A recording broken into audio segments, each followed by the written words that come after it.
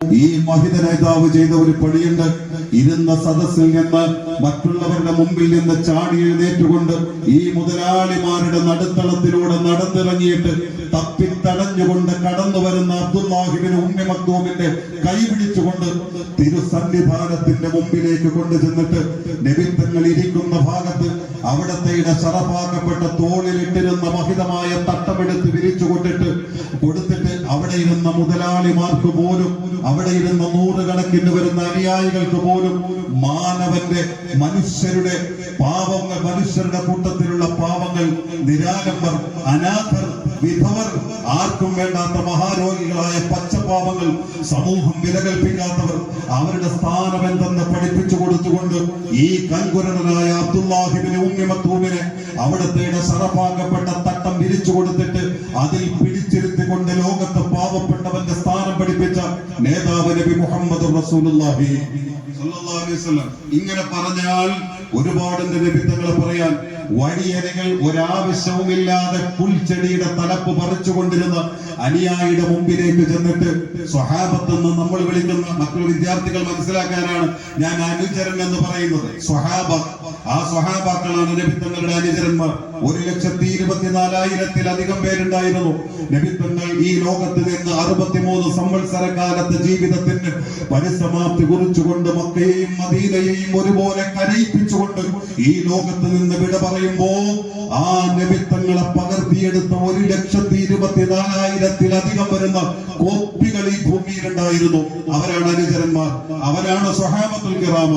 ആ കൂട്ടത്തിൽപ്പെട്ട 1-2 സ്വഹാബികൾ 1-2 ചെടിയുടെ ഭൂമിയിൽ വളർന്നു നിൽക്കുന്ന പുല്ലിന്റെ നാമ്പുകൾ ആവശ്യമില്ലാതെ പറിക്കുന്നത് കണ്ടപ്പോ അവരുടെ മുമ്പിൽ പോലും ഒരു നേതൃത്വത്തിന്റെ ആത്മശക്തിയോടുകൂടി അല്ലാഹുവിന്റെ മുത്തുനബി വിലക്കി, അരുത്, അതും അല്ലാഹുവിന്റെ പടപ്പുകളാണ്, അവർക്കും ഈ ഭൂമിയിൽ ജീവിക്കാനുള്ള അവകാശമുണ്ട്.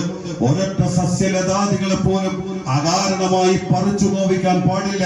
അതിന്റെ ചര്യയില്ല, അതിന്റെ സംസ്കാരമല്ല, അതിന്റെ പിന്തുടർന്നവർക്ക് പറ്റിയ പണിയില്ലെന്ന് പഠിപ്പിച്ചുകൊണ്ട് കാരുണ്യം എന്തെന്ന് ലോകത്തെ പഠിപ്പിച്ച നേതാവ് മുത്ത് ഹബീബ് മുഹമ്മദ് മുസ്തഫ സല്ലല്ലാഹു അലൈഹി വസല്ലം തങ്ങൾ നിരന്തരം ആക്ഷേപിച്ചുകൊണ്ടിരുന്ന ശത്രുവിനെ പോലും കൺമുമ്പിലേക്ക് കൊണ്ടുവരുമ്പോ തന്നെ കൊന്നുകളയും മുഹമ്മദ്.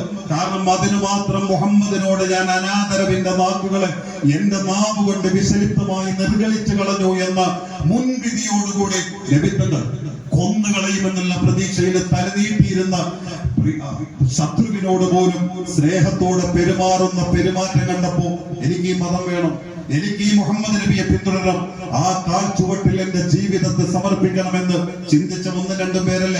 യമാമയുടെ ഭരണാധികാരിയായിരുന്ന സുമാമത്ത് ബിൻ ആസാൽ ചരിത്രം പഠിപ്പിക്കുന്ന ഒരു വലിയ വ്യക്തിയാണ്. സാമ്പത്തികമായി അന്ന് ഉയർന്നു നിന്ന അറേബ്യയുടെ ഒരു മണ്ണാണ് യമാമ. ആ യമാമയിൽ നിന്നാണ് മക്കക്കാർക്ക് മുഴുവനും ഗോതമ്പിന്റെ ഭക്ഷ്യവസ്തുക്കൾ എത്തുന്നത്. ചാക്ക് കണക്കിന് ഭക്ഷ്യവസ്തുക്കൾ മക്കക്കാരുടെ മുമ്പിലേക്ക് ഗോതമ്പുകളായി വന്നിറങ്ങുന്നത് മുഴുവനും യമാമയിൽ നിന്നാണ്. ആ യമാമയുടെ ചോദ്യം ചെയ്യപ്പെടാത്ത ഭരണാധികാരിയാണ് സുമാമത്ത് ബിൻ ആസാൽ. തക്കം കിട്ടുന്ന നേരത്തൊക്കെയും നേതാക്കന്മാർ ഒരുമിച്ച് കൂടുന്നവിടത്ത് വെച്ചൊക്കെയും അദ്ദേഹത്തിന്റെ നാവ് നിർഗളിച്ചിരുന്ന വിഷം മുഴുവനും മുത്തുനബിയെ സംബന്ധിച്ചുള്ള ആക്ഷേപങ്ങളായിരുന്നു, ശാപവാക്കുകളായിരുന്നു. നബിത്തങ്ങളെ പറയാൻ പാടില്ലാത്ത വാക്കുകൾ മുഴുവനും പറയുമ്പോ അറേബ്യയുടെ മദീനയുടെ മണ്ണുരുകുന്ന തരത്തിൽ സ്വഹാബത്തിന്റെ നെഞ്ചുരുകുമായിരുന്നു. അല്ലാഹുവിന്റെ മുത്തുനബി സമാശ്വസിപ്പിച്ച സ്വഹാബത്തിനെ അവസാനം ധാർമ്മികമായ യുദ്ധത്തിന്റെ സമയമെത്തി. അങ്ങനെ യമാമയുമായി യുദ്ധം നടന്നു. ആ യുദ്ധത്തിനിടയിൽ ഇസ്ലാമിക ലോകത്തിന്റെ വിജയം കിട്ടി. ആ വിജയത്തോടെ സുമാമത്ത് ബിൻ ആസാൽ എന്ന യമാമയുടെ ഭരണാധികാരിയെ ഈ സ്വഹാബാക്കൾ ബന്ധനസ്ഥരാക്കി. അദ്ദേഹത്തിന്റെ കൈകാലുകളെ ബന്ധിപ്പിച്ചു, നേരെ മദീനയിലേക്ക് കൊണ്ടുവന്നു. ഈ സുമാമയുടെ കാര്യം മുഹമ്മദ് നബി തീരുമാനിക്കട്ടെ. എന്ത് തീരത്തിൽ മദീന പള്ളിയുടെ ഓരത്ത് കൊണ്ടുവന്ന് ബന്ധനസ്ഥരാക്കി കെട്ടി. അല്ലാഹുവിന്റെ മുത്തുനബിയെ കാത്തിരിക്കണം. മുത്തുനബി അദ്ദേഹത്തിന്റെ മുമ്പിലേക്ക് വരണം.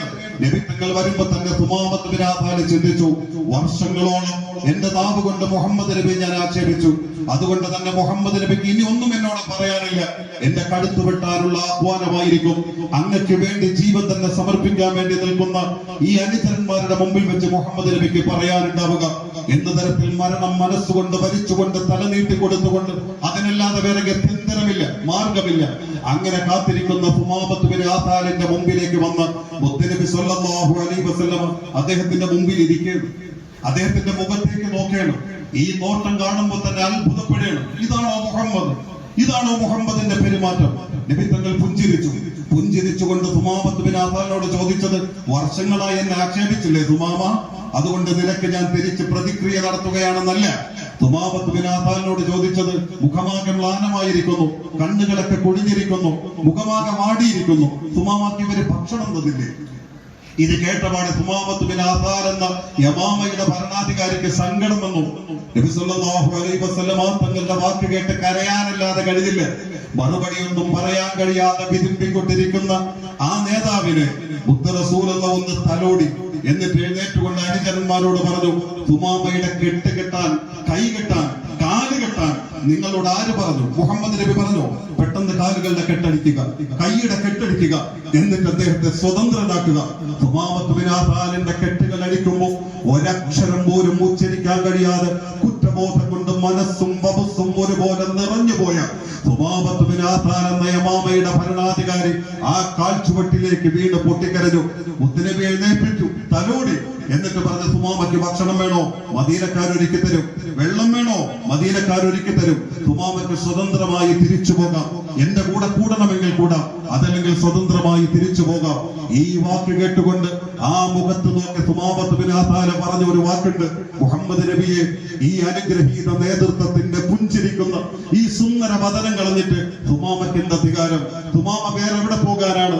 ഇനി ജീവിക്കുന്ന കാലം അത്രയും ഈ കാഴ്ചവട്ടിൽ ഈ ജീവിതത്തെ സമർപ്പിക്കുമെന്ന് പറഞ്ഞുകൊണ്ട് തൊട്ടടുത്ത മദീന പള്ളിയുടെ ഓരത്തുള്ള കുളത്തിൽ പോയി കുളിച്ച് ശുദ്ധീകരിച്ച് തിരിച്ചു വന്നുകൊണ്ട് നബി തങ്ങളുടെ കൈ പിടിച്ചുകൊണ്ട് അശ്ഹദു അല്ലാ ഇലാഹ ഇല്ലല്ലാഹ് വഅശ്ഹദു അന്ന മുഹമ്മദർ റസൂലുള്ളാഹ് എന്ന് പറഞ്ഞുകൊണ്ട് പരിശുദ്ധ ദീനിൽ വിശ്വസിച്ചുകൊണ്ട് അനുയായിയായി മാറാൻ മാത്രം അദ്ദേഹത്തിന്റെ മനസ്സിനെ സ്വാധീനിച്ച പ്രവാചകൻ മുഹമ്മദുർ റസൂലുള്ളാഹി. അവിടെ ഒന്നും തീർന്നില്ല. അദ്ദേഹം നബിയോട് അനുവാദം വാങ്ങി നേരെ മക്കയിലേക്ക് പോയി പരിശുദ്ധ കഅബം തവാഫ് ചെയ്യാൻ. ആ കഅബം തവാഫ് ചെയ്യുമ്പോ ഇത് സുമാമയാണെന്നോ, ഇതിപ്പോ ഇസ്ലാമിലേക്ക് കടന്നു വന്ന നബി തങ്ങളെ നെഞ്ചിലേറ്റിയ ആളാണെന്നോ തിരിച്ചറിയാതെ മക്കക്കാര് ഈ സുമാമയെ ആളറിയാതെ ഓരത്ത് നിന്നുകൊണ്ട് നബി തങ്ങളെ ആക്ഷേപിക്കണം. അന്നത്തെ ശത്രുപക്ഷം നബി തങ്ങളെ ആക്ഷേപിക്കണം. ഇത് കേട്ടിട്ട് സുമാമത്ത് ബിൻ ആസാലിന്റെ കലിവുണ്ട്. അദ്ദേഹം അവരോട് പറഞ്ഞു, നിങ്ങൾ ആക്ഷേപിക്കുന്നത് ആരെയാണെന്നറിയുമോ? എന്റെ മുഹമ്മദ് നബിയാണ്. ഒരു ഉറുമ്പിനെ പോലും അകാരണമായി നോവിക്കരുതെന്ന് പറയുകയല്ല, ജീവിതം കൊണ്ട് ലോകത്തിന്റെ സന്ദേശം നൽകിയ എന്റെ മഹാഗുരുവിനെ, ആ നേതാവിനെ ആക്ഷേപിക്കുന്ന നിങ്ങൾക്ക് എന്റെ നാട്ടിൽ നിന്ന് ഇനി ഭക്ഷണം ഉണ്ടാവില്ല. ഞാൻ യമാമയുടെ ഭരണാധികാരിയാണ്.